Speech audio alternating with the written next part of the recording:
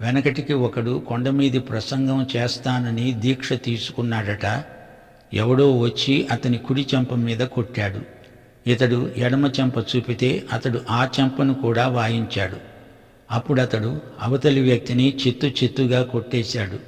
అదేమిటి అలా చేశావంటే, నేను కొండమీది ప్రసంగం మనిషిని, ఈ చెంప కొడితే ఆ చెంప చూపు అన్నాడు ప్రభువు.